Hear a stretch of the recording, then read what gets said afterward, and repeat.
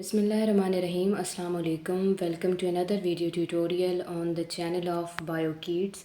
We have recently started chapter 27 of second year biology. The name of chapter is Man and His Environment, and we are discussing multiple lectures. Today we are going to discuss lecture number 7 with the topic of pollution. आज बेटा हमने chapter 27 का जो एक topic है pollution के हवाले से वो डिस्कस करना है। But before starting the main lecture सबसे पहले हम एक ओवरव्यू देख लेते हैं, आउटलाइंस देख लेते हैं कि आज हमने क्या चीज़ सीखनी है। पहले तो हमने ये डिस्कस करना है कि पोल्यूशन क्या चीज़ होती है, ठीक है, और पोल्यूशन की कितनी टाइप्स होती हैं, जिसमें से हमने जो पहली टाइप है एयर पोल्यूशन, फिर उसको डिटेल में डिस्कस करना है। और उसी से रिलेटेड एक बहुत इम्पॉर्टेंट इफ़ेक्ट होता है जिसको हम ग्रीन हाउस इफ़ेक्ट कहते हैं। ये पॉइंट्स हैं जो आज के लेक्चर के अंदर हम डिस्कस करेंगे। पोल्यूशन क्या होती है, उसकी कितनी टाइप्स होती हैं, एयर पोल्यूशन की डिटेल हम देखते हैं, उसके रीज़न देखेंगे, और फिर ये देखेंगे कि एयर पोल्यूशन किस तरह से ग्रीन हाउस इफ़ेक्ट क्रिएट करती है और अर्थ का जो टेम्परेचर है वो बढ़ता है या ग्लोबल वार्मिंग जो है वो इंक्रीज़ होती है। That was a brief overview of the lecture and now we are going to discuss each of the point in detail. सबसे पहले हमारे पास डेफिनेशन आ जाती है। डेफिनेशन ये है, the befouling of environment by anything produced by human activities which is or may be harmful to human life और other living organism, उसको हम इन्वायरमेंटल पोल्यूशन का नाम देते हैं। यानी इन्वायरमेंट को जो है ना अनहाइजीन कर देना। बीफाउल का मतलब होता है किसी चीज़ को ख़राब कर देना, इन्वायरमेंट को इतना इम्प्योर कर देना किसी भी चीज़ से जो कि ह्यूमन एक्टिविटीज़ की वजह से प्रोड्यूस होती हो।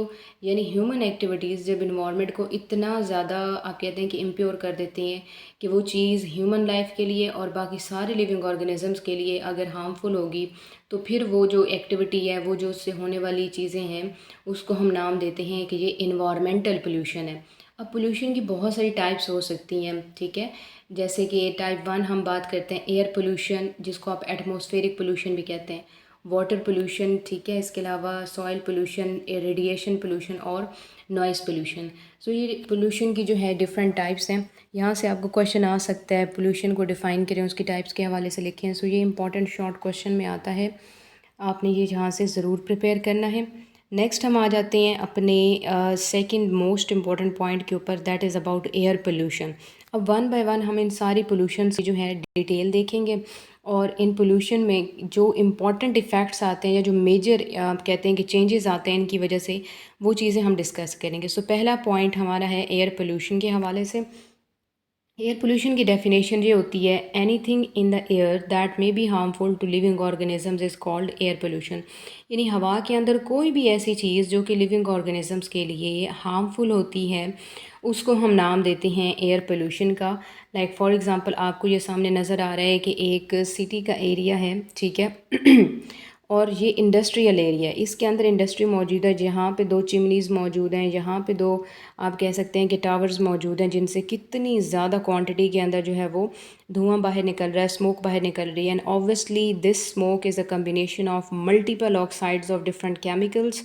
ये डिफरेंट केमिकल्स के ऑक्साइड्स होते हैं जो कि इस तरह से एयर के अंदर एलिमिनेट किए जाएंगे, तो ये एयर पोल्यूशन का एक ख़ास रीज़न होते हैं।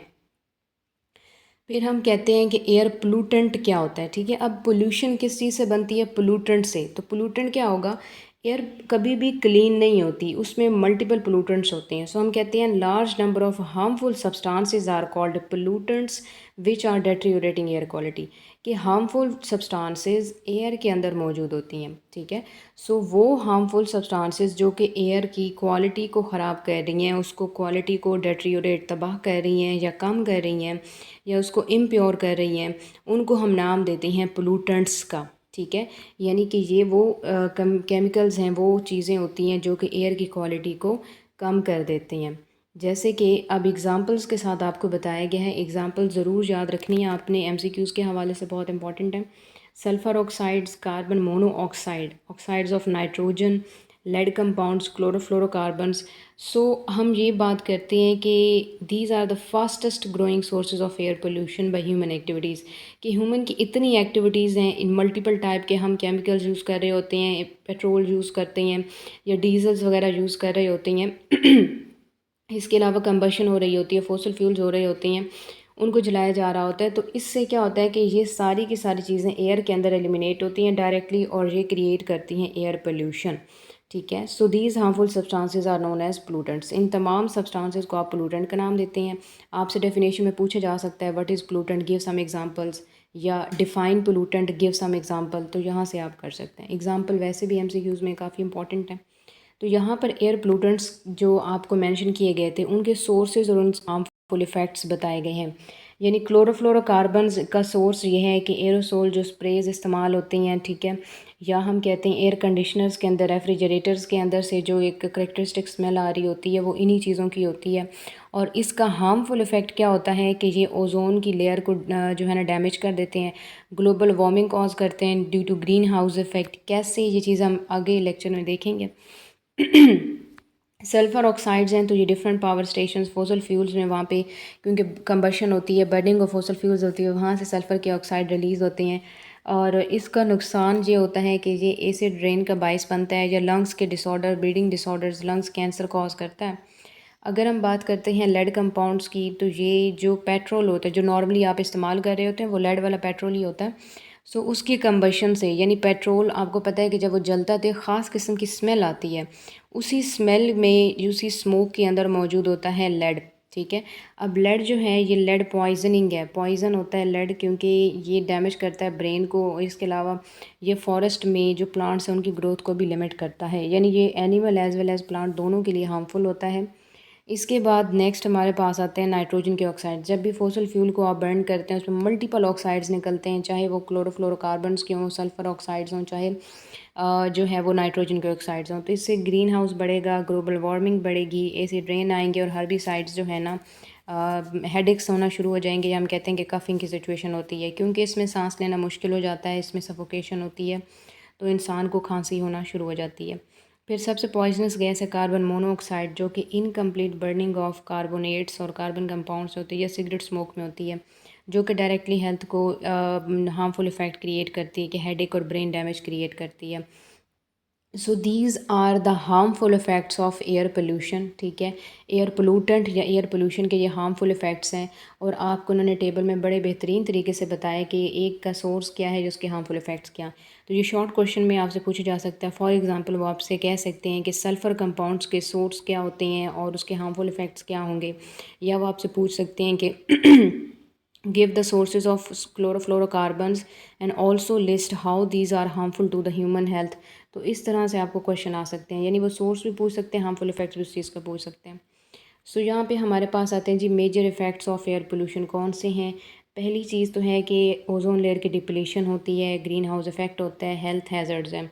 हेल्थ हैज़र्ड्स हमने प्रीवियसली अभी उस टेबल के अंदर डिस्कस किए हैं कि हर एक पोलूटेंट के हवाले से एक पोलूटेंट कौन से जो है ना हेल्थ हैज़र्ड्स क्रिएट कर सकता है या वहाँ पे नुकसान हो सकता है। ठीक है, सो रिमेनिंग जो 2 पॉइंट्स हैं अब वो हम आगे डिटेल के अंदर डिस्कस करेंगे। सो नेक्स्ट हमारे पास आती है ओजोन लेयर, कि ओजोन लेयर क्या होती है। ओजोन बेसिकली एयर पोल्यूशन की वजह से डिप्लीट हो रही है, लेकिन ओजोन की डेफिनेशन क्या होती है। It is a layer of atmosphere extending from 10 to 50 kilometre above the earth surface and it filters UV radiation and protect us from harmful rays of the sun. ठीक है, कि अर्थ के ग्लोब के surrounding में 10 से लेकर ऊपर 50 किलोमीटर तक अगर आप चले जाते हैं तो एक लेयर होती है जो अर्थ को सराउंड करती है, बिल्कुल ऐसे ही जैसे उसको एक फ़िल्टर करना है। तो यूवी रेडिएशन जब भी इससे गुजरती हैं तो वो फ़िल्टर होके आती हैं, वो ज़्यादातर तो वहीं से रिफ़्लेक्ट हो जाती हैं, जिससे क्या होता है कि आप सन की इस हार्मफुल यूवी रेडिएशन से जो है वो बच जाते हैं। ठीक है, नेक्स्ट हम बात करते हैं कि हमारे पास ओजोन अगर प्योर फॉर्म में हो तो ये ब्लूइश कलर की होती है, ये बहुत एक्सप्लोजिव होती है और हाईली पॉइजनस गैस है। ठीक है, और अगर ओजोन के हम कहते हैं कि क्या चीज़ होती है, ओजोन O3 मॉलिक्यूल है, जिसमें 3 ऑक्सीजन जब एक दूसरे के साथ कंबाइन करेंगे, ठीक है, ऑक्सीजन का जो है वो इस तरह का हम कहते हैं कि बॉन्ड बना होता है, तो इस मॉलिक्यूल को आप नाम दे रहे होते हैं ओजोन 3 का, ये इसको आप ओजोन का नाम देते हैं। ठीक है, ये कुछ ऐसी सिचुएशन होती है। सो ये ओजोन के हवाले से है, आपसे ओजोन की डेफिनेशन पूछी जा सकती है, जो उसके स्ट्रक्चर के हवाले से पूछा जा सकता है। सो ये स्लाइड काफ़ी इंपॉर्टेंट है। नेक्स्ट हम देख लेते हैं ओजोन लेयर की डिप्लीशन, लेकिन पहले हम ये चीज़ देखेंगे कि ओजोन कहाँ पे होती है। देखिए ये आपकी अर्थ का सरफेस हो गया, ठीक है, ये एटमॉस्फेयर हो गया, और ये आपको नज़र आ रही है बाहर की तरफ ओजोन लेयर।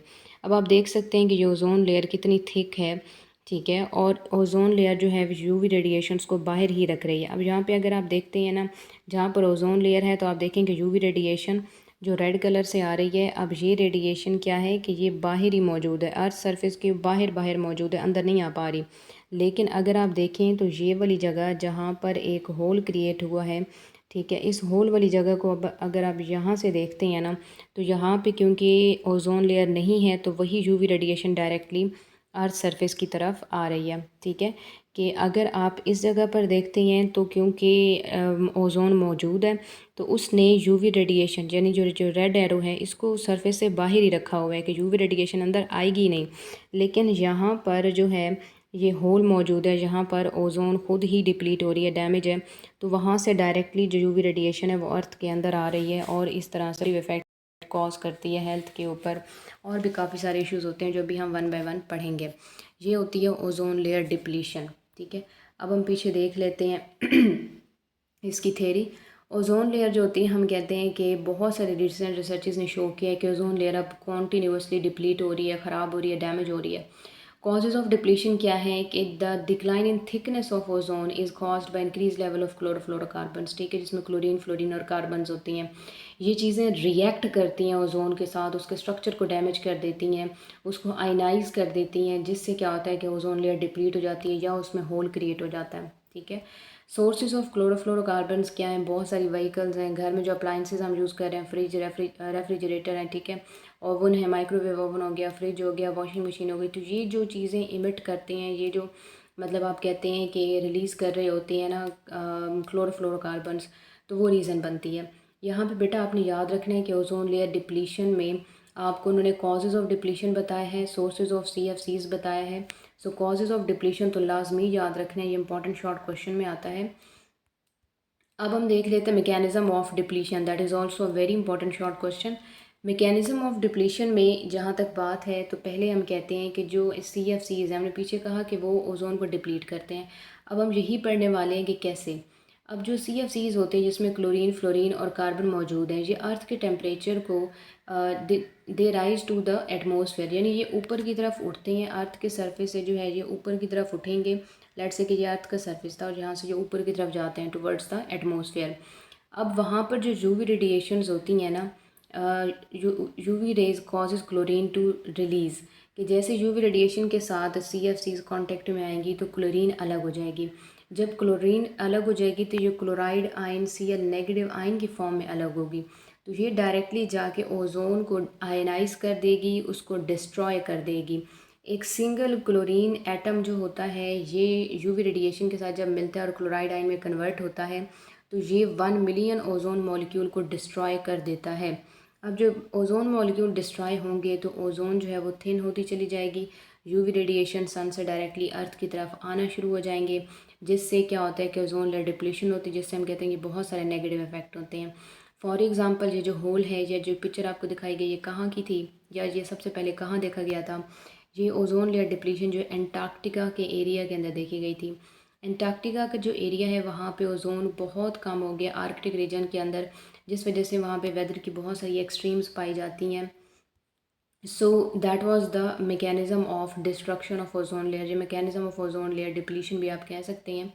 अब यही चीज़ हमारे एरिया को, हमारी अर्थ को कैसे ख़राब करती है। अब यहाँ पे आप देखें कि अगर ओजोन की जो लेयर थी, ठीक है, वो काफ़ी ज़्यादा थिक है तो आप यहाँ से देख सकते हैं कि रेडिएशन क्या है कि रिफ्लेक्ट हो रही है वापस की तरफ। उसके अलावा बाकी जो सनलाइट है वो नीचे की तरफ आ रही है, ठीक है, और वो अर्थ के अंदर एटमॉस्फेयर के अंदर एब्जॉर्ब हो रही है। प्लांट्स उसको यूज़ कर रहे हैं फोटोसिंथेसिस के लिए एंड ऑल दैट।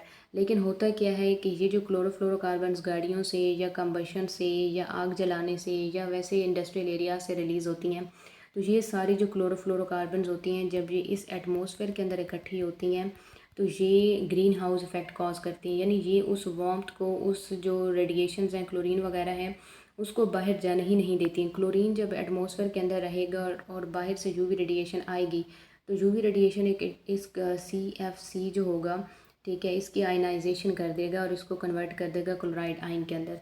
अब ये जो क्लोराइड आयन है जो कि हाईली रिएक्टिव होता है, ठीक है, ये फ़ौरन जाके ओजोन लेयर के साथ यहाँ पे रिएक्ट करेगा और क्लोराइड आयन ओजोन को डिप्लीट करवा देगा वहाँ से, उसकी आयनाइजेशन करा देगा, उसको डैमेज कर देगा। तो इस तरह से ग्रीन हाउस इफ़ेक्ट जो है वो कॉज हो सकता है। इस तरह से ओजोन लेयर डिप्लीशन जो है वो अर्थ के एटमॉस्फेयर को डिस्टर्ब कर सकती है। नेक्स्ट हम इसके इफ़ेक्ट्स देख लेते हैं। तो इफ़ेक्ट्स क्या हैं? अगर ज़्यादा से ज़्यादा हम कहते हैं कि अगर ज़्यादा यूवी रेडिएशन अर्थ की सरफेस पर पहुंचेंगी तो इससे बहुत सारी चीज़ें हैं। इससे लाइफ इफ़ेक्ट होगी, इससे टेम्परेचर बढ़ना शुरू हो जाएगा, skin disease, skin cancers increase होना शुरू हो जाएंगे, ह्यूमन के अंदर बहुत सारे कैटरेक्ट्स यानी डिफरेंट टाइप के इलमेंट्स या डिफरेंट टाइप की डिजीज़ आना शुरू हो जाती हैं। प्लांट की जो क्रॉप्स हैं वो अफेक्ट होते हैं, प्लांट खुद ट्रीज़ अफेक्ट होते हैं, इवन मेरीन प्लांक्टोनिक लाइफ भी अफेक्ट होते हैं, अफेक्ट होना शुरू हो जाते हैं। वाटर पैटर्न जो है वेदर पैटर्न जो है ये डिस्टॉर्ट होना शुरू हो जाते हैं यूवी रेडिएशन की वजह से, क्योंकि वो अर्थ के हर तरह के बैलेंस को जो है वो डिस्टर्ब करती है। दैट्स वाई हम कहते हैं कि जो यूवी रेडिएशंस होती हैं वो काफ़ी हार्मफुल होती हैं। और अगर ओजोन लेयर इस तरह से डिप्लीट होती रहेगी तो ऑब्वियसली वो अर्थ के इस तरफ आएगी।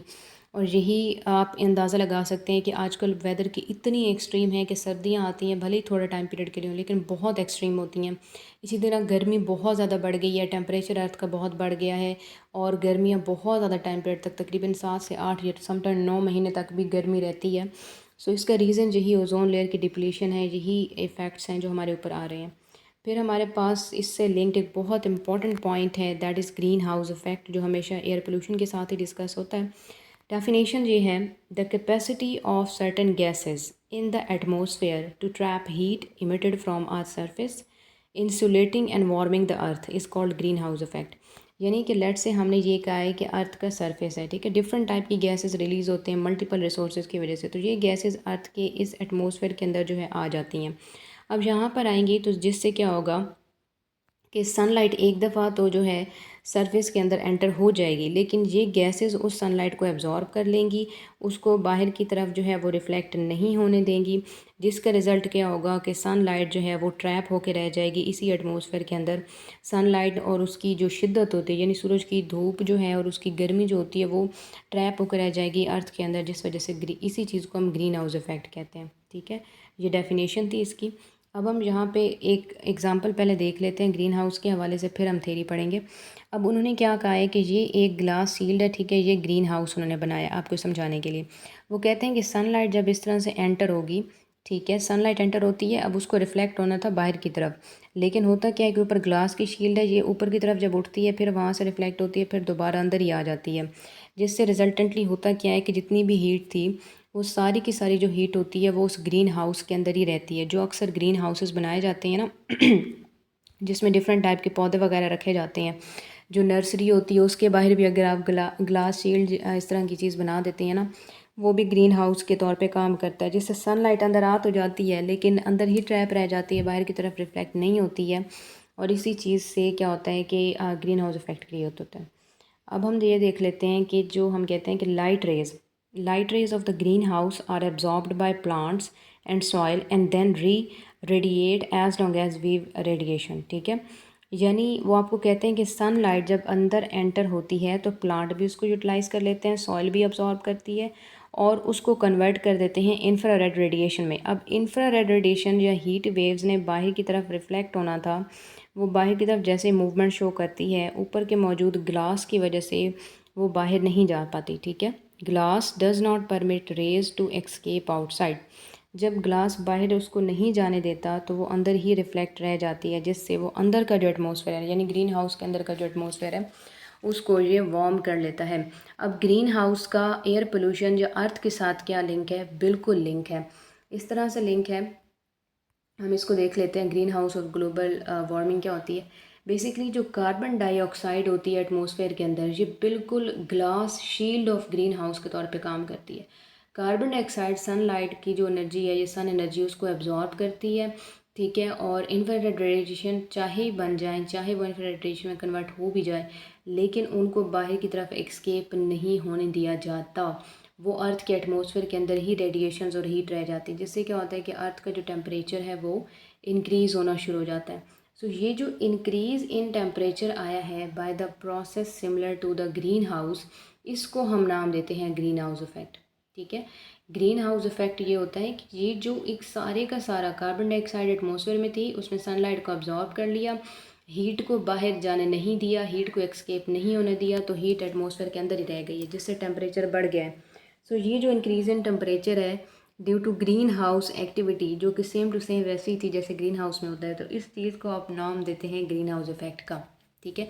सो ग्रीन हाउस इफेक्ट के कुछ कॉजेज़ होते हैं, बहुत इंपॉर्टेंट शॉर्ट क्वेश्चन, कि ग्रीन हाउस के कौन से कॉजेज़ हैं, या ग्रीन हाउस और ग्लोबल वार्मिंग का क्या लिंक होता है। कॉज ये है कि over urbanization, deforestation, industrialization. Over urbanization यानी अर्बन एरियाज, देहाती इलाके, छोटे छोटे टाउन्स और छोटे छोटे शहर बनना शुरू हो गए, जैसे ह्यूमन पॉपुलेशन बढ़ना शुरू हो गई है। और जाहिर सी बात है कि उसके लिए जो लैंड था वो डिफॉरेस्टेशन से आया था, फॉरेस्ट को क्लियर करके आया था। इंडस्ट्रीज़ बहुत डेवलप हो गई हैं, लेकिन ये बहुत ज़्यादा क्वांटिटी के अंदर स्मोक रिलीज़ करती हैं, जैसे अभी हमने पिक्चर में देखा। तो ये 3 मेजर रीज़न हैं ग्रीन हाउस इफ़ेक्ट के, जिससे अर्थ का टेम्परेचर आहिस्ता आहिस्ता बढ़ना शुरू हो जाता है। So the gradual increase in earth temperature due to the greenhouse effect is known as global warming. ठीक है, इसको आप ग्लोबल वार्मिंग कहते हैं। जिसका रिज़ल्ट ग्लोबल वार्मिंग का क्या होता है, ग्लोबल वार्मिंग का रिज़ल्ट ये है कि रैपिड आइस कैप्स की मेल्टिंग होती है, ग्लेशियर्स की मेल्टिंग होती है, और जिससे क्या है कि फ्लड्स आना शुरू हो जाते हैं, और जो वेदर पैटर्न्स होते हैं, चाहे एयर के हों, ओशन के, ओवरऑल जो ग्लोबल वेदर कंडीशंस हैं वो भी अफेक्ट होना शुरू हो जाती हैं। यहाँ पे समझने वाली बात ये है कि सिर्फ हम इस चीज़ को ग्रीन हाउस इफ़ेक्ट इसलिए कह रहे हैं कि पीछे अगर हम बात करते हैं तो हमने ये कहा कि सनलाइट जब अंदर की तरफ आती है, प्लांट उसको एब्जॉर्ब करते हैं, सॉइल एब्जॉर्ब करती है, और वो जो हम कहते हैं कि सनलाइट थी वो कन्वर्ट हो जाती है इंफ्रारेड रेडिएशन के अंदर। इंफ्रारेड रेडिएशन ने जो है एक्सकेप करना था, लेकिन कर नहीं पाते, क्योंकि ऊपर ग्लास की शील्ड थी वो उसको रिफ्लेक्ट कर देती है, तो ये इंफ्रारेड रेडिएशन वापस आ जाती है। अंदर वापस आने की वजह से ये इस जगह का टेम्परेचर बढ़ा देती है। इस चीज़ को हम नाम देते हैं ग्रीन हाउस का। ग्रीन हाउस के अंदर इस्टेब्लिश हो रहा था। अब अर्थ के साथ भी यही कंडीशन होती है कि लेट्स से फॉर एग्ज़ाम्पल हम ये कह देते हैं कि ये हमारे पास अर्थ का सरफेस था, ठीक है, और यहाँ पे सारा जो एटमॉस्फेयर है चारों तरफ, वहाँ पे आप कहते हैं कि रिच क्वांटिटी के अंदर जो है यहाँ पर मौजूद है, हम कहते हैं कि कार्बन डाइऑक्साइड। अब अगर यहाँ पे कार्बन डाइऑक्साइड मौजूद है, ठीक है, और हमने ये कहा कि सनलाइट अंदर की तरफ एंटर होती है, यूवी रेडिएशन एंटर होती है, तो ये कार्बन डाइऑक्साइड उनको एब्जॉर्ब कर लेती है और उसको इंफ्रारेड रेडिएशन में कन्वर्ट नहीं होने देती, और ना ही उसको रिफ़्लेक्ट बैक होने देती है। जब रिफ़्लेक्ट बैक वाला काम नहीं होता और वो सारी हीट एनर्जी, वो सनलाइट जो है अर्थ के एटमॉस्फेयर में ही ट्रैप हो जाती है, तो इसी चीज़ को हम ग्लोबल वार्मिंग कहते हैं, सॉरी, इसी चीज़ को हम ग्रीन हाउस इफेक्ट कहते हैं। So this green house effect causes increase in earth temperature, जिसको हम ग्लोबल वार्मिंग कहते हैं।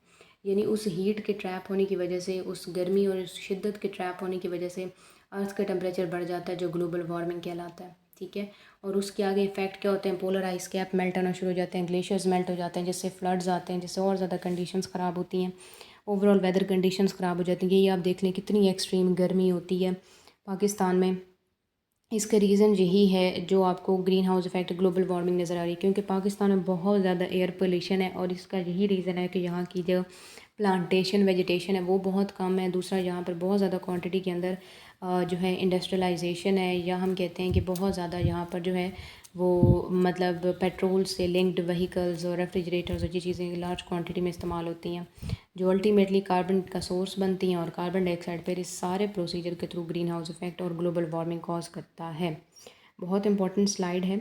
अब यहाँ पे आप देख सकते हैं कि नेचुरली अगर आप जो है ना ह्यूमन एक्टिविटीज़ की बात करते हैं कि बहुत कम क्वांटिटी में अगर चीज़ें इस्तेमाल हों और ओजोन मेंटेन रहे, तो फिर क्या होता है कि ये एक नेचुरल ग्रीन हाउस इफ़ेक्ट है कि सनलाइट जो होती है, हम कहते हैं कि मैक्सिमम कंडीशन में हमने कहा कि जो सनलाइट होती है ना वो अंदर की तरफ आती है, ज़्यादातर क्वांटिटी एब्जॉर्ब हो जाती है और कुछ वापस जो है वो रिफ़्लेक्ट बैक हो जाती है। तो ये एक आप कहते हैं कि साइकिल चलता रहता है कि आप लेट से कहते हैं कि 100% अंदर आई थी, 50% एब्जॉर्ब हो गई, यूटिलाइज़ हो गई, और 50% रिफ़्लेक्ट हो गई, तो टेम्परेचर मेंटेन रहता है। लेकिन क्या है कि ह्यूमन एक्टिविटीज़ की वजह से जहाँ ग्रीन हाउस इफ़ेक्ट ज़्यादा होता है, तो वहाँ पे ये सनलाइट अगर आ रही है 100%, तो उस 100 में से वो पूरे का पूरा 100 अंदर ही रहेगी। 50 तो इस्तेमाल हो जाएगी डिफरेंट एक्टिविटीज़ में, लेकिन 50 जो रिफ़्लेक्ट होनी थी, अब वो रिफ़्लेक्ट होकर बाहर नहीं जा रही, बल्कि वो अर्थ के एटमॉस्फेयर के अंदर ही रह रही है। अंदर रहने की वजह से टेम्परेचर बढ़ता है, और टेम्परेचर बढ़ने को हम ही ग्लोबल वार्मिंग का नाम दे रहे थे। ठीक है, नेक्स्ट हमारे पास शॉर्ट क्वेश्चन आते हैं एनुअल के हवाले से, बहुत इंपॉर्टेंट है। पोल्यूशन को डिफाइन करना, उसके डिफरेंट टाइप्स, पोल्यूटेंट्स के हवाले से पूछा है, ओजोन लेयर क्यों डिप्लीट होती है, sorry how ozone layer is being depleted, यानी आपसे वो मैकेनिज्म ऑफ डिप्लीशन पूछ रहे हैं। What are the effects of ozone layer depletion, effects पूछे हैं। ग्रीन हाउस क्या होता है, उसके कॉजेज़ क्या होते हैं। तो ग्रीन हाउस इफ़ेक्ट उन्होंने पूछा है कि क्या होता है और उसके कॉजेज़ क्या होती हैं। सो आपने वही बताना है जो पीछे आपको अभी रिसेंटली मैंने बताया था ग्रीन हाउस और ग्लोबल वार्मिंग वाली स्लाइड के अंदर। कार्बन डाइऑक्साइड की वजह से जो क्रिएट हो रहा था वो ग्रीन हाउस इफेक्ट और उसके कॉजेज़, ठीक है, ओवर अर्बनाइजेशन और डिफॉरेस्टेशन वगैरह। How green house effect is created in earth atmosphere, वो कार्बन डाइऑक्साइड की वजह से हो सकता है, ठीक है।